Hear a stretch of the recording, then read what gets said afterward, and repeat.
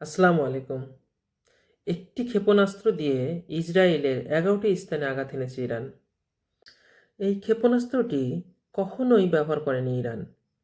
এই ক্ষেপণাস্ত্রটি এতটাই বিধ্বংসী যে এর ১১টি ওয়ারহেড ১১টি স্থানে নির্ভুল আঘাত আনতে পারে এবং বিধ্বংসী ধ্বংসলীলা চালাতে পারে।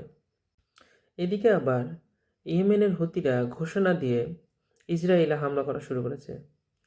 এছাড়াও অন্য ফ্রন্টে হিজবুল্লাহ সারা দিনে আজ প্রায় ৮০ থেকে ৮৪টি অ্যাটাক করেছে এবং ইসরায়েলি বাহিনীর ব্যাপক ক্ষয়ক্ষতি সাধন করেছে। এই কয়দিনেই হিজবুল্লাহ প্রায় ইসরায়েলের ১০০টি মার্কাভা ট্যাঙ্ক ধ্বংস করেছে। এটি বিশাল ক্ষতি ইসরায়েলের জন্য। ইরান একটা জিনিস বারবার বলছে যে আরব আমিরাত সবসময় বিভিন্ন তথ্য দিয়ে যুক্তরাষ্ট্রকে সহযোগিতা করছে। এজন্য ইরান এবার ঘোষণা দিল আরব আমিরাতকে গুঁড়িয়ে দেওয়া হবে। এরকম হুঙ্কার দিয়েছে ইরানের আইআরজিসি।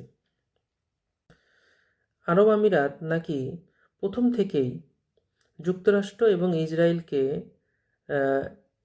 ইরানের বিভিন্ন তথ্য এবং বিভিন্ন গোপন বিষয়াদি প্রদান করে সহযোগিতা করে আসছে। ইরান হরমুজ প্রণালী সম্পূর্ণ বন্ধের ঘোষণা দিয়েছে। তবে ইরানের বন্ধু রাষ্ট্রের জন্য ইরান সুসংবাদও দিয়েছে। যুদ্ধের এই বর্তমান পরিস্থিতিতে এসে একটা জিনিস উপলব্ধি করা যাচ্ছে, ট্রাম্প প্রশাসন এবং ইসরায়েল যে আশা করে ইরানে হামলা করেছিল তার কোনোটি তারা পূরণ করতে পারেনি এবং এ থেকে আরও স্পষ্ট হচ্ছে ইরানকে তারা যতটুকু শক্তিশালী মনে করেছিল তার থেকে অনেক গুণ বেশি শক্তিশালী ইরান।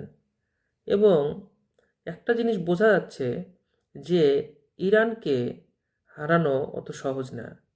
ইরান প্রতিনিয়ত যেন দিনে দিনে জয়ের দ্বারপ্রান্তে চলে যাচ্ছে এবং ট্রাম্প প্রশাসন এবং ইসরায়েল এরা পিছপা হচ্ছে।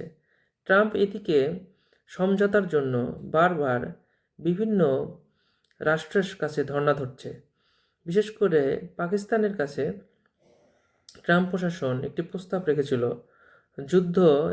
যুদ্ধকালীন সময় 15টি প্রস্তাব রেখেছিল। ইরান সে প্রস্তাবগুলো প্রত্যাখ্যান করে ইরান শুধু একটি কথা বলেছে, এখন পর্যন্ত যুক্তরাষ্ট্র এবং ইসরায়েল অনুশোচনা না করবে ততক্ষণ পর্যন্ত এই যুদ্ধ বন্ধ হবে না।